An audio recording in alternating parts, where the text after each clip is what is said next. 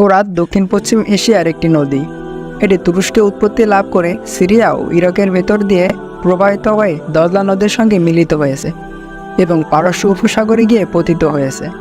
ফোরাত ও দজলা নদীর পানি ব্যবহার করেই প্রাচীন মেসোপটেমীয় সভ্যতা বিকাশ লাভ করেছিল।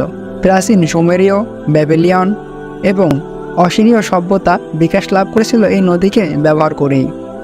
ফোরাত নদী 2800 কিলোমিটার দৈর্ঘ্য এবং এর অববাহিকায় আয়তন প্রায় 5000 বর্গ কিলোমিটার।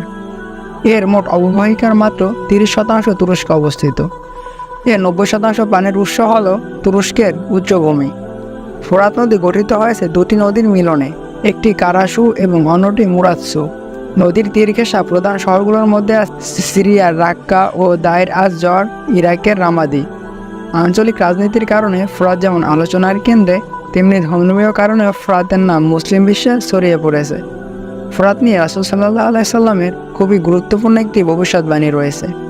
এই হাদিসে রাসূল সাল্লাল্লাহু আলাইহি সাল্লাম বলেন, অচিরেই এমন একটা সময় আসবে ফোরাত নদীতে স্বর্ণের খনি উন্মোচিত হবে। সুতরাং যে ব্যক্তি সে সময় বেঁচে থাকবে সে যেন তার থেকে কোনো অংশ গ্রহণ না করে।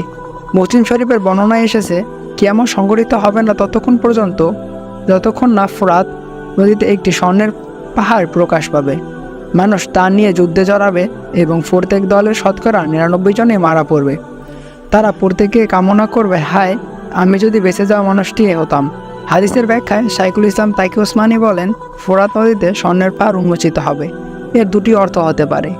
একটি, নদীর জায়গায় একটি পাহাড় উঠবে যার ভেতর স্বর্ণের খনি থাকবে, এবং দ্বিতীয়টি হতে পারে নদীতে স্বর্ণের খনি থাকবে, তবে পাহাড়ের সঙ্গে তুলনা করার উদ্দেশ্য হলো স্বর্ণের পরিমাণ অনেক বেশি হবে।